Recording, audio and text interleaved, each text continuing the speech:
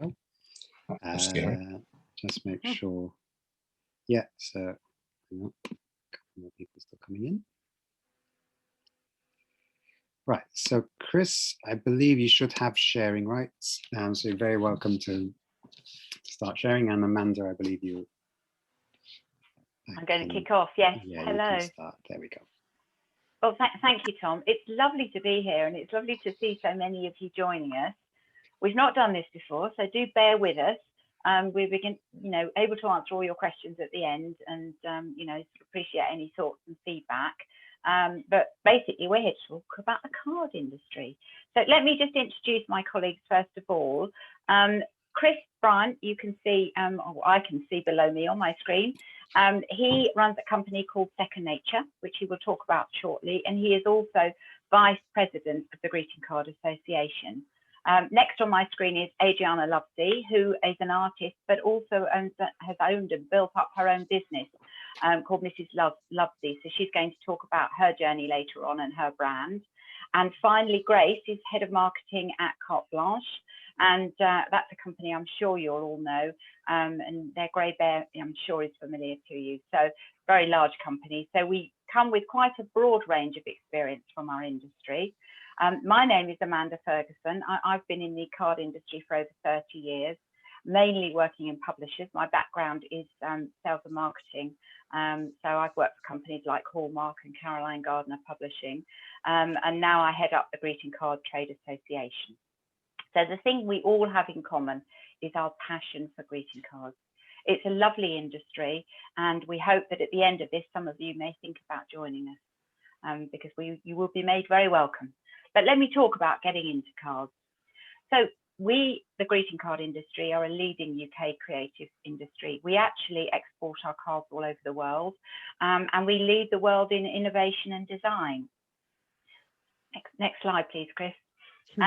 The UK, we spent over £1 billion on greeting cards in 2019. That's a figure that's been fairly static for the last few years, and that provides income for a range of people across the industry, so as you'll see there. So greeting card sending is a really strong British tradition. We send more cards per capita than any other nation. And greeting cards are a fabulous way of keeping in touch, and they do mean much more than social media. I know my daughter, who's been at home during lockdown, has received quite a few cards. I did ask her at one point whether it was because her friends knew I was in the card industry, but of course she said no. It's just because cards actually mean more, because they require effort to send a card. You connect with someone in a far more powerful way. And the interesting trend, one of the interesting trends that we've been recording over the last 4 years is that actually 18 to 34-year-olds are sending more cards than a generation ago, which is a really interesting trend. And that's being seen in America as well. The US Postal Service actually recorded that there were 44 million more cards sent in 2018, and they put that down to millennials. So interesting times for us as an industry. We are thriving, and we go back a long way. The first Christmas card, I should say, was actually sent in 1843 by a Victorian, Sir Henry Cole, who actually later went on to found the Victoria and Albert Museum. He commissioned an artist friend to design a card to exchange seasonal greetings. And if you look at the card, you'll see in the images there, the center image is very much about the family having a merry time at Christmas Day, but also on one side is charity, and bringing in the remembering other people who aren't so fortunate, which is a lot of the themes that run through Christmas today. In fact, there was a lot of kickback at the time, because as you can see, there's a small child being helped to a glass of wine. But that started our Christmas card sending tradition in this country. Although cards had been sent for many, many years before that. I mean, this is an example of a Valentine's Day card that was sold at auction a couple of years ago, and this dates from the 1790s. So cards do go back a long way, and if you look on our website, you can see some of this history. And in fact, the Victoria and Albert Museum do have an extensive collection of historical cards for those of you who are interested. So today, who do we send cards to? Well, we send them to everyone, don't we? We send them for birthdays, for Mother's Day. I hope you all sent your Mother's Day cards, Father's Day, Valentine's Day. We take cards to weddings, to parties, to christenings, and we just send cards to say hello or Happy Christmas. One of the interesting growth areas that we've seen is people sending cards to just any occasion, just to keep in touch, just to say thinking of you. Sending a hug, particularly during this lockdown time. And that's become an area of growth. And actually, we, about 7 or 8 years ago now in the UK, decided to pull this together into a week and encourage everybody in the 3rd week of September just to reach out to somebody and send a card. And we had this idea from one of our members who actually wrote into us to say that for Lent, he decided to send a card a day rather than giving up something, and he thought it would be a fun thing to do. And he wrote to us to say he was overwhelmed with the cards he'd had back, and he hadn't thought about that. And he said, you know, we should bottle this. So this is what we tried to do, the Thinking of You week, and it's grown and grown, and actually it's now spread to the US, Australia, New Zealand. And it's really just encouraging people to just send a card to somebody, you know, maybe a neighbour who's sort of housebound, or just maybe a friend they hadn't seen for a while, just to share a joke or say thinking of you. So that's a little bit about us as an industry, and I'm now going to, I think I've got one more slide actually, haven't I? Sorry, I did have one more slide. I think we've, oh no, we didn't. No, I didn't, sorry. Handing over to you, Chris, quickly. Hi, everyone. For those that don't know, Thomas that's sitting out in the audience is my son, which is why we're here to speak to you today. But one of the things that I've got from him is the fact that he's now coming to the end of the course, and he's looking at what he's going to do next. And you guys out there, you're the people, the lifeblood of our industry. You're the people that actually give us the new ideas, the fresh, the relevant ideas for our industry, because illustration and any form of design is the lifeblood of our industry. So that's why we're here today. We're trying to get over to you that you are vital for our industry. And our industry is one of the things that is just a purely beautiful thing. Every morning I get up and I think, what am I going to do today? I'm going to go out, and my job is basically somehow going to result in a product that actually brings emotion and sentiment into someone's heart. Everything we do, everything we publish is designed to be sent to someone to let that person, that recipient, know that someone is out there thinking of them. Now, whether it's on a sad occasion, like a sympathy card, or whether it's a happy occasion, a birth or a wedding or a birthday, we're in an industry that creates a product that says, I'm thinking of you now. And I don't know, as young people, what you actually keep in your bedside table, but in mine, I've got cards from my children when they were small. Little cards that say happy birthday, Dad, and happy Father's Day. And that sentiment is something that's very, very precious to me. And there is nothing else out there that quite hits the mark, and text message doesn't do it. So our industry is a wonderful industry, and we'd really love you to consider being part of it. And I can, the three of us, apart from Amanda's obviously in charge of the whole organisation, but the three of us, Adriana and Grace and myself, we're all from different publishers.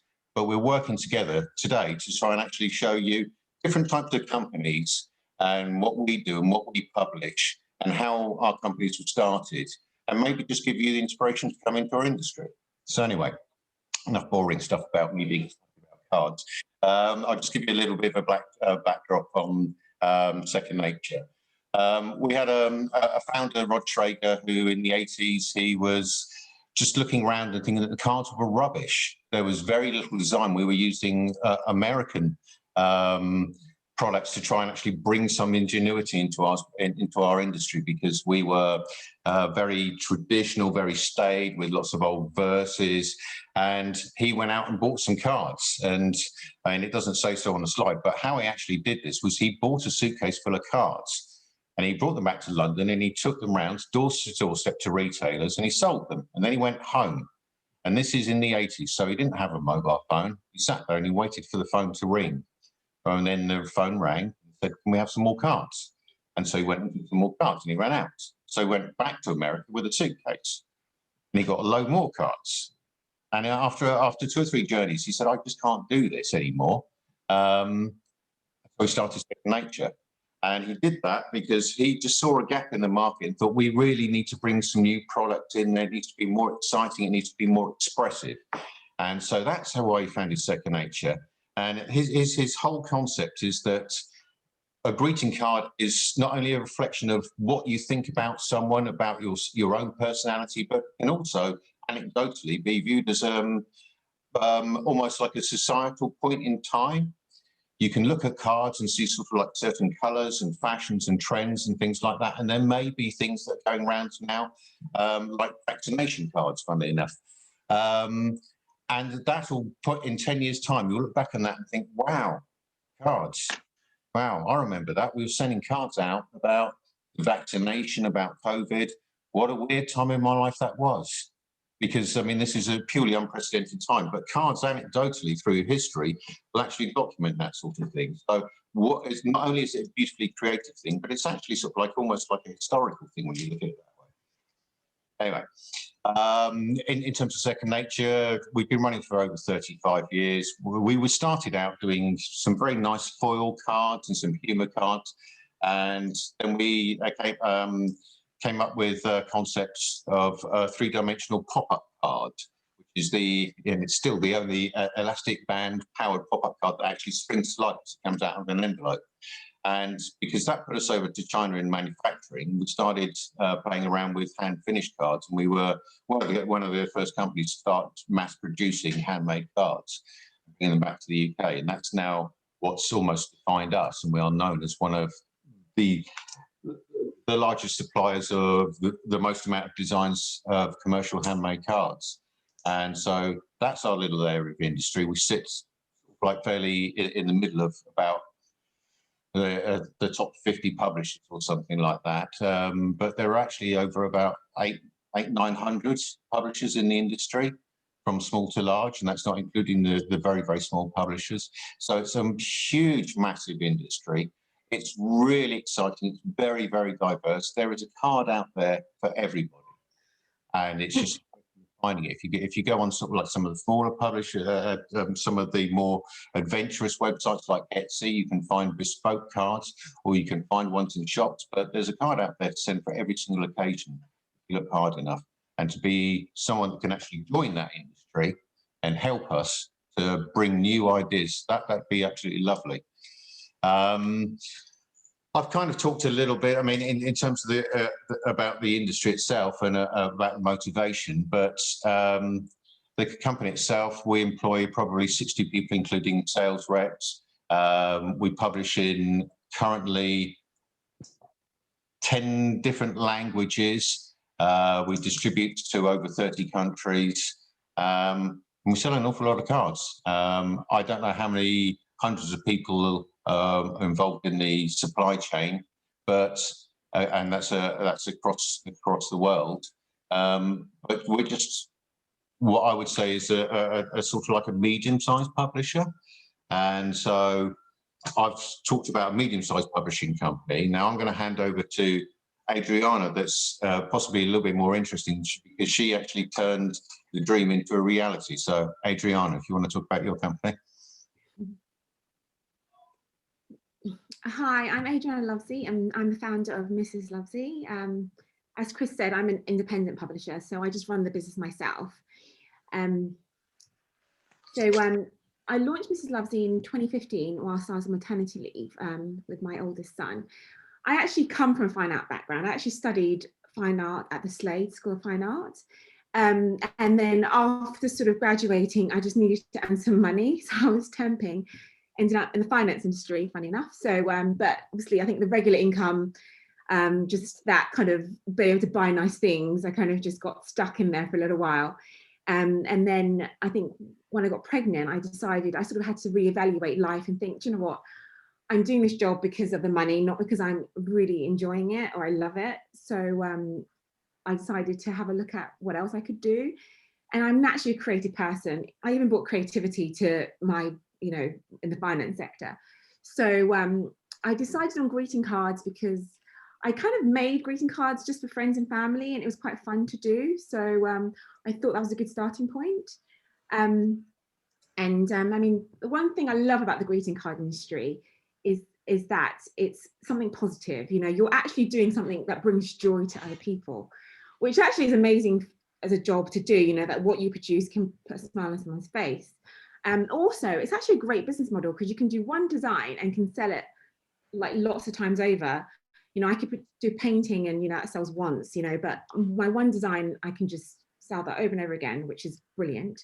Also, you know, I'm now a mother of 3 kids. So the flexibility of being able to set my own hours, you know, I have to factor in school runs and nap times and cooking meals. So it just gives me a lot of flexibility. Next slide, please. I was so engrossed. So some tips for getting started. So it was really difficult. It's one thing to have an idea of doing greeting cards, but it's like you suddenly have a few designs and it's like, what do I do next? So one of the things that I found beneficial was doing a trade show. Trade shows can be expensive. So my first trade show was PG Live, which was a great trade show because they really help new publishers. They have a section called Springboard, which is much more affordable. They give you lots of advice on how to display your cards, lots of support. Other trade shows, you know, you're not necessarily giving that much support, but PG, they gave you lots of support, which was brilliant. And through doing PG, I think I had about 30 or 40 designs, so not many at all. I kind of gained my first retailers. I got a French distributor. I got some really good feedback. So it was a really good thing to do. So I sell across the UK to, you know, to retailers, you know, garden centres, shops, florists, and I also export to France. I was doing that recently. Last year, due to obviously the COVID and the lockdown and shops being closed, I decided to sell on Etsy and not in the high street, which was actually a really good move for me. And also really nice to be able to sell direct to customers rather through another portal. So it was really great to get feedback back. And yes, I really enjoy selling direct. And so it's 2 different avenues. I think one thing I've learned is that you can't rely on one thing too much, especially being independent. So obviously if the shops all closed, that my business shut down, but I've now sort of branched out and selling direct as well, which has given me an even balance. Another thing I found really useful was the Henry's Awards. They're like sort of the Oscars of the greeting card industry. It happens every year. Big, small publishers can enter. And my first year, I was lucky to actually nominated as a finalist, which was great. But even if you're not nominated as a finalist, to enter is brilliant because your designs are put in front of 60 or so judges who are like Paper Chase, Oliver Bonus, you know, John Lewis. So your cards are getting seen by, you know, these top retailers. So whether you're, you know, become finalists or not, you're being seen. So you know, I've known people who've been picked up just by entering this competition. So that's also a great thing to do. So yes, obviously one of the things that has been the biggest benefit to me was joining the GCA. When I first started, obviously, like I said, I had very little knowledge. I did a lot of search on the internet, and I came across the Greeting Card Association, the GCA, and on their website I had lots of information. I also rang them up. It was so helpful, answered a lot of my questions, and so I became a member. It's just been a good source for anything that comes up. When I got my first distributor, I rang them up and asked them, what's a distributor? How do I negotiate the fees? Things like that. And it's just a great information because, you know, you just need that support. There's lots of things you're going to come across that you just don't understand. So to have, you know, an organisation there to be able to give that support is brilliant. One of the events they run is something called Dragons Den Speed Dating, where they have sort of a lot of publishers and retailers come together, and you get to pitch your card designs to retailers. They give you some feedback. It's just brilliant. You'll never get the opportunity. I mean, most of the time retailers are bombarded with people wanting them to, you know, stock their cards. So to get a certain amount of time with them, dedicated time to ask them questions, for them to give you feedback, is priceless. It was such a turning point for me doing that event. I really learned a lot, and tweaked a lot of what I was doing, and it made me, again, took my business to another level. So it was a brilliant opportunity. And last year I actually became a greeting card council member, which is brilliant. I'm really excited about this new role. I said I found the GCA so helpful that I'm so happy to be part of it, that now I can help other publishers like me, sort of, who, you know, struggling to get into industry, to kind of give support and advice. So I think it's you know, I feel really honoured. So, and I hope to do like things like this project we're doing now, speak to university students, you know, it's just great. So okay, so what have I learned about the greeting cards in general? So what I've learned is that my first set of cards were all blank. I thought I was being really clever. All my cards are blank. It makes me more versatile. I'm not having to pigeonhole myself. But actually that was not the greatest move, because when people go into a shop, or if people go online, you're generally buying for an occasion. You're thinking, oh, it's someone's birthday, or there's an anniversary, or so. As soon as I put happy birthday, or thinking of you, or with sympathy, that same design sold 10 times more than it did as a blank card. It was just, for me, it was I mean, that was a good move in terms of that. I think you have to remember the way people buy, and when people are going into shops, they may buy blank cards, but they generally are going in because they're buying for a reason. And so the majority of my cards now are occasion cards, but I do still have blank cards because I still think they're nice, and, you know, and I like some of my designs blank, but it's good to have the sort of balance of the two. One thing that's really important is it's a great industry, but you have to stand out. There are a lot of greeting publishers out there, so it's really important that you have your own style and know your USP. You know, so I'm a handmade, hand-finished luxury brand. I have all my cards are floral with then hand finished with crystals. So I mean, I think my cards are distinctive, and I'm true to my style. So whatever I do, so recently I had launched a sort of a LGBTQ plus range, but I stuck to my style. I did it in my style. The floral and the crystals, I used coloured with rainbow colour crystals in terms of symbolising the flag. I also did a sort of diverse card, which was based on my African heritage. And for that, I used red, gold, and green crystals, which are the African flag nation colours. Again, that floral design. So I just adapted the theme, but kept with what was true to myself. So, you know, people know that that's my brand, and understand that. And also, when you're independent, when you're just like an independent person, if you're trying to do too much, it just gets a bit confusing. So I think, and people like to know, oh, that is Mrs. Lovesey, we want this type of style, we'll go to Mrs. Lovesey. So I think it's really important, can't stress enough, to, you know, to know your style and be true to your style. Next one, please. Oh, no, I think that's over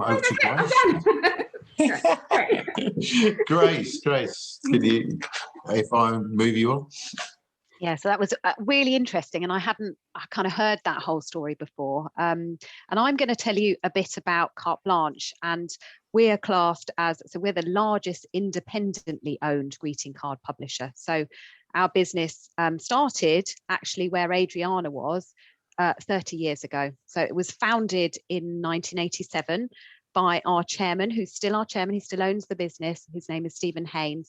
And Steve has actually made such a fantastic business that his job now is he's stepped out of the business, and he has funded his passion for yachting, and he absolutely loves sailing, and he owns his own marina, and he now sails around the world. And that's what he's done based on selling greeting cards. And he actually, so Steve started the business in 1987. So it was during the kind of great storm of 1987, and he was working for another greeting card publisher at the time, Andrew Brownsword, and he thought, you know what, he's a real entrepreneur. So if you meet him, you'll kind of go, God, he's kind of, you know, full force all the time.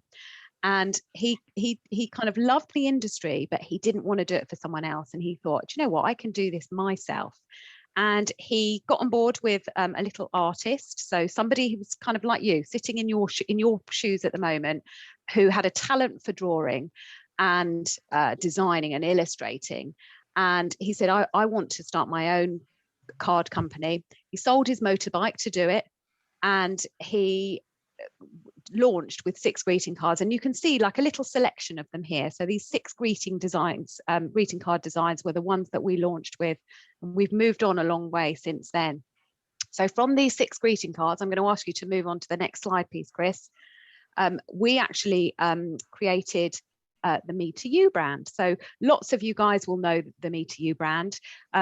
It's you may have kind of had it in your childhood. So it's the little grey bear with a blue nose and patches, called Tatty Teddy, is our signature character. But actually, we've created a load of other brands since then. So from Me to You, we launched Tiny Tatty Teddy, which is a little grey bear with a blue nose and patches, but is a baby bear. So it's for people like me who've grown up with the brand and have now got children of their own. And they want something that's kind of for them, something that's innocent and evergreen and childlike. We then created a brand called My Blue Nose Friends, which lots of you will have had. At its peak, it was about a £6 million business, where we created little collectible pieces of plush called My Blue Nose Friends, and they all had blue noses like Tatty Teddy. But then on top of that, we are also home to brands that you may know, like Violent Veg, which is a cast of anarchic vegetables, bit kind of risque in their humour. And they all have captions. So they're all designed in our studio on the south coast in Tangmere, in Chichester, and they're made out of plasticine. And then we shoot this, so our photographers will shoot them. They'll make the whole sets around them, and then we'll put jokes onto them, and they sell really well as well. So a humour brand. We have a brand called Wishing Well, which is a traditional brand. So the types of cards that, as our designers would say, your nana would send. So they are beautiful cards, very traditional in their kind of approach, lots of florals, lots of kind of fine art, but they have lots of words and sentiment on them. So really going back to what Amanda said, they're a card for a reason. You know, they are, when you can't find the words to say yourself, this card will say it. So that's our Wishing Well brand. We then have a brand called Hodgepodge, and Hodgepodge by its nature is very eclectic.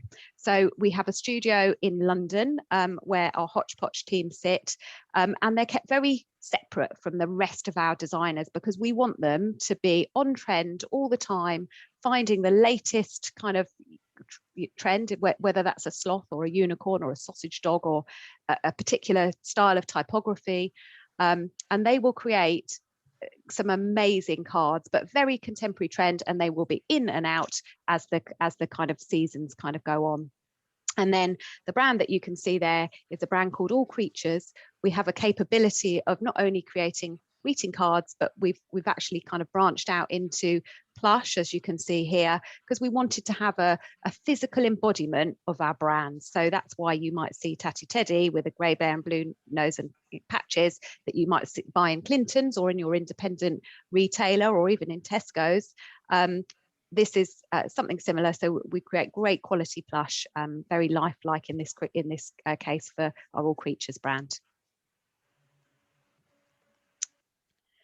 We also have, so one of the things that we've done, so although we're fantastic at designing, one of the things that we kind of also built up over the years, as Adriana kind of is learning at the moment, is how logistically you need to be able to cope with being able to not only sell to independent retailers, but then scale up your business to be able to market to other people.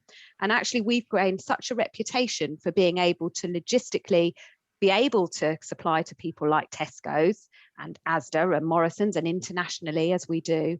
And actually, one of the things that we also do is that we distribute cards for other brands as well. So there's 2 brands here that you can see. The top, the kind of the retro look that you can see in the picture there is Emotional Rescue, and that's there on the ceiling range, which lots of you will have seen. So it hasn't come from us, but actually we distribute it.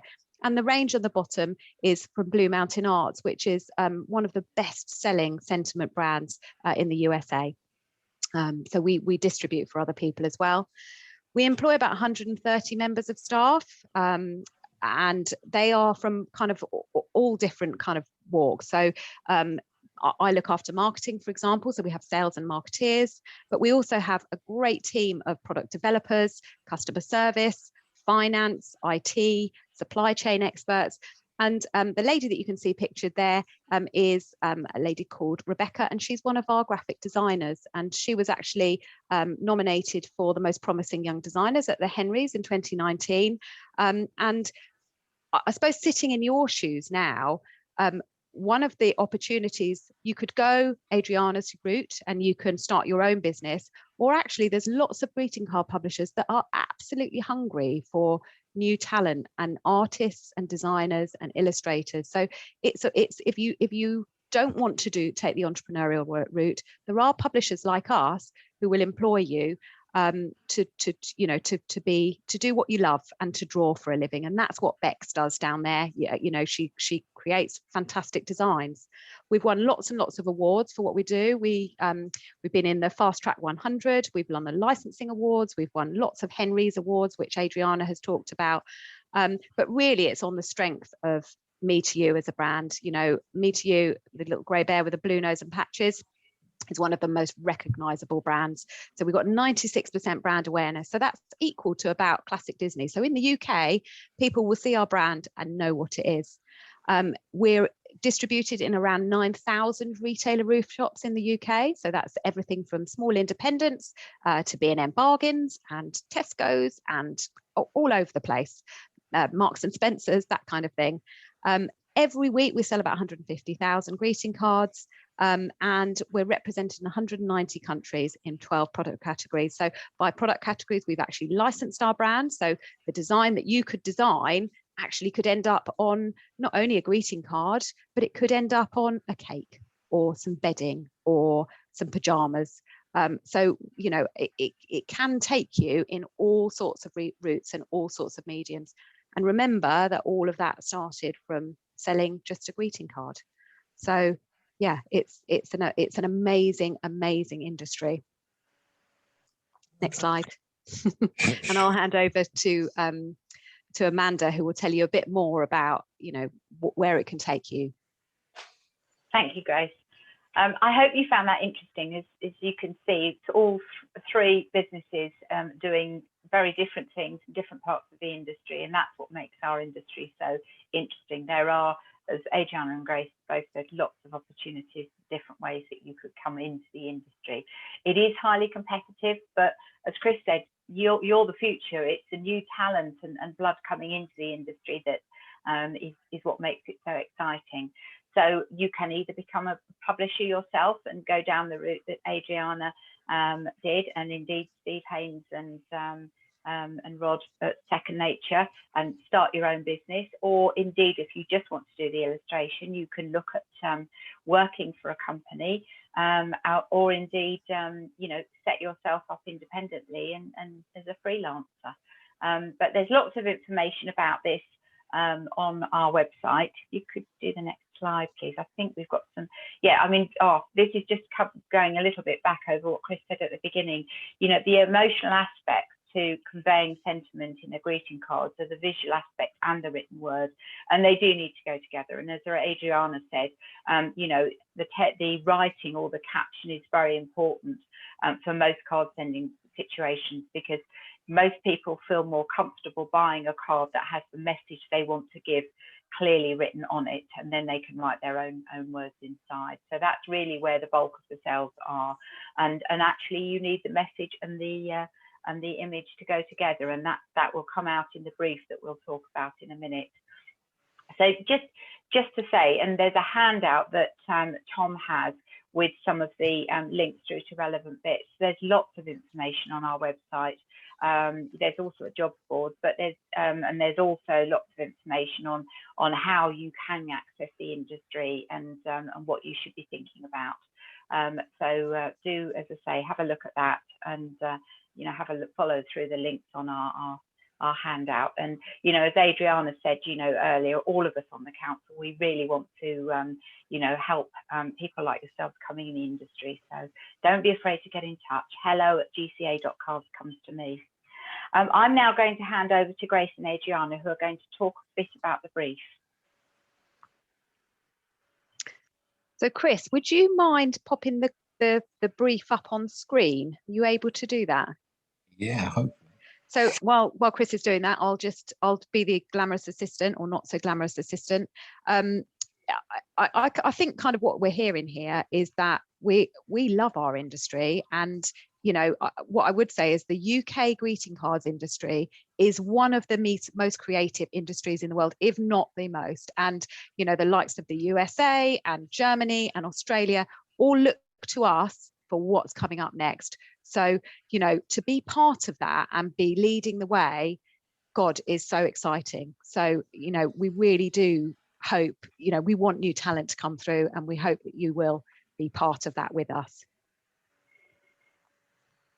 Are you able to find it, Chris? Oh, can you not see it? No. No. Oh. You might need to stop the share and reshare with the Yeah. the new window.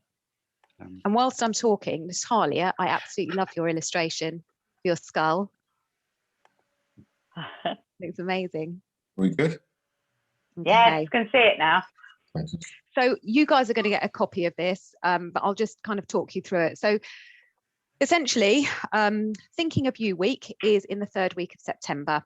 It was actually launched in 2014, and it's become a bit of an annual event, and you know, something that we're all very proud of. So Amanda alluded to it, but essentially it's about spreading a wave of love and happiness all over the world, and this is your opportunity to design a card for Thinking of You Week. So you need to, when you're designing that card, you need to think about who you're designing for. As Adriana said, that's the key. Why are you sending it? What's the message that you want to convey, really?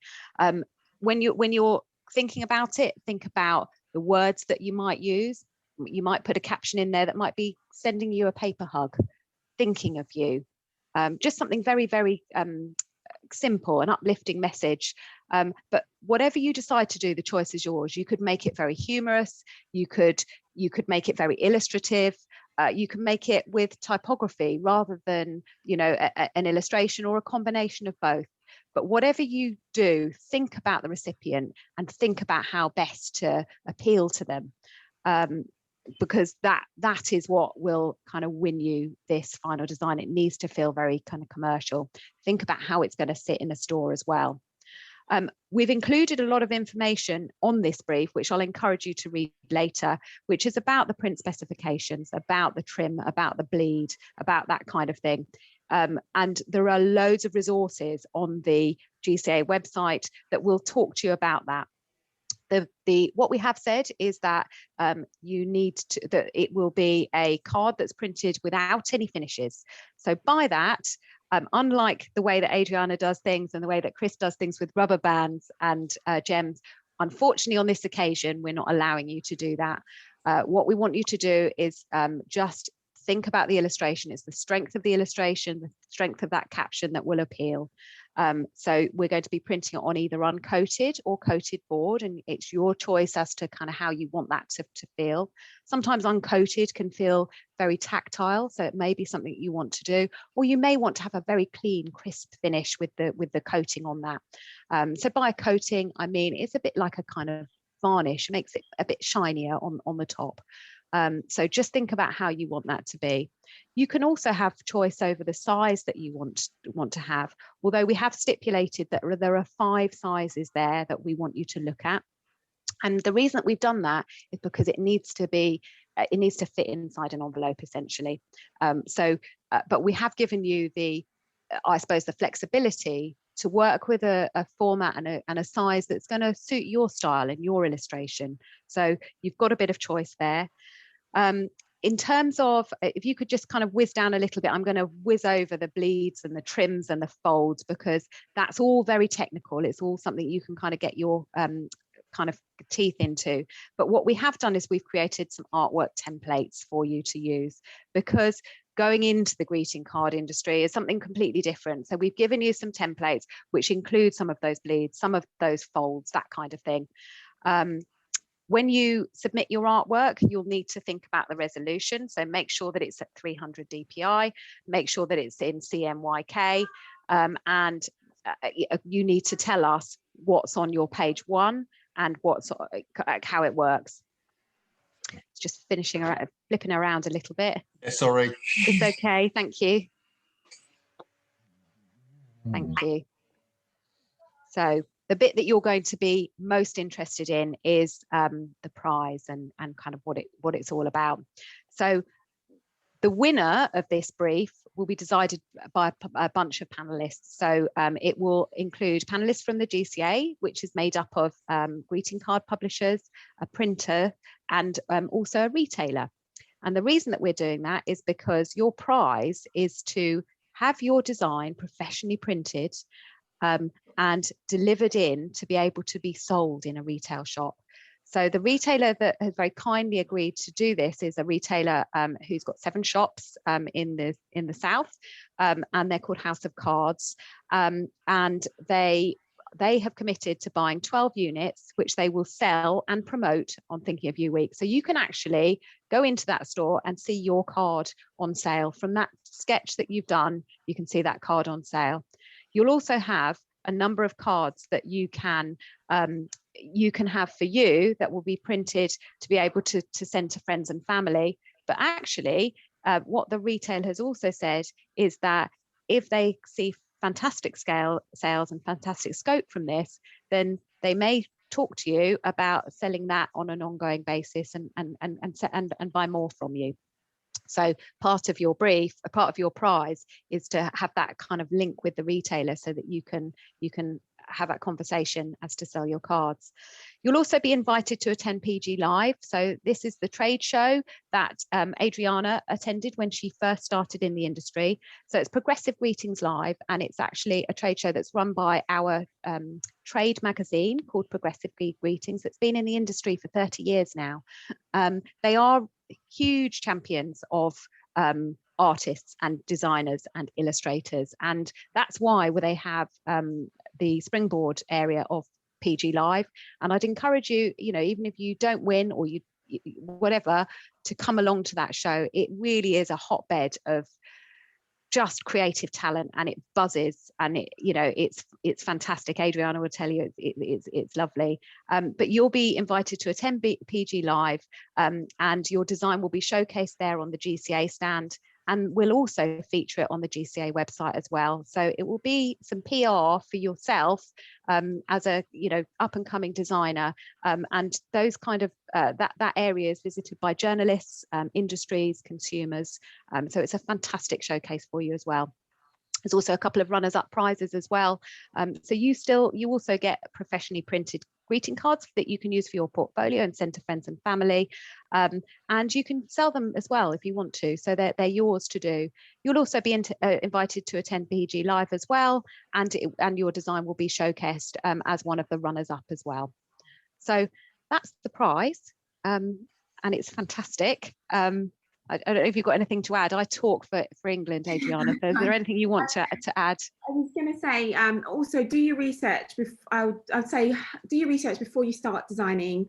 Go on Etsy, go on the high street, go on House of Cards, go on Scribbler, go online to, on retailers, because a lot of them sell online now. Have a look at how people lay the cards out, because things like where you put the text, like I said, it's better usually at the top. Just to get an idea of how generally greeting cards are laid out, I think, before you start the design, because that's something I struggled with a little bit when I first started, was just do a bit of research first, just to get an idea, to give us a good starting point. But yeah, have fun with it, and be true to your design. House of Cards I supply to, and they're brilliant, great retailer. So it's a great prize, and it's a great, if I had that when I was starting, that would have been brilliant for me. So good luck. Yeah, good luck. I'd just like to say, just like to add on that, there's a lot of characters and people that have been in the industry for many, many years, and there's one great guy, and he once said something to me which I thought was absolutely fantastic. If you can't see a sending situation from your design, then don't produce it. So what you've got to think about when you're designing something is the whole, the imagery along with the caption. It's got to be something that you think, wow, I could send this to someone and they're going to appreciate it. And they're going to think, wow, that person really thought about me. So think about the blending of your design with the text and everything. And even sort of like, you don't want a nice fluffy cuddly rabbit with a really heavy font. You want to make sure that it's nice and warm. Or if you want something a bit more graphic, then you'll go with a heavier font. So think about how it all comes together visually and what the appeal is and who the customer is. If you think about it from all those different angles, you'll come up with a design that you think, wow, I'm actually proud of that and I could send that to that person. That's what we're looking for. We're looking for a design that reaches out to someone. And the retailer from House of Cards, he's basically said that he'll take the majority of your stock, 12 units of 6, and he'll put them on this in his shop, and he'll sell them. And then he's a very open kind of guy, and he said, and if this really works, if the design's brilliant, he says, then I'm going to want to speak to that person, and I want to buy more cards off them. So this is actually a real opportunity for you guys. It may be the chance that some of us never had really early days. So go out and really try and enjoy this project and come up with a design that you think, wow, this is going to make someone smile, make them know that I'm thinking of them, because that's what we're looking for you, from you. And House of Cards really is a retailer, isn't it, Chris, that is all about kind of, you know, independent publishers. You know, the bigger you get, the harder it is to get into House of Cards. So actually, you know, they love promoting little independent illustrators and designers. So, you know, it's a real destination for people who like a good card. It took me like 2.5, 3 years to get into House of Cards. So it's a great opportunity. It took me a long time, actually, as well, and in my past life. Well, the only reason I'm in there because I live next to one of the branches, and so I'm constantly banging on the door saying, please take our cards. Anything more to add, anyone, from our angle? I think we've covered it, haven't we? As we've all said, you know, you should have all the information you need, but, you know, we're here to help. Okay, any questions from anybody?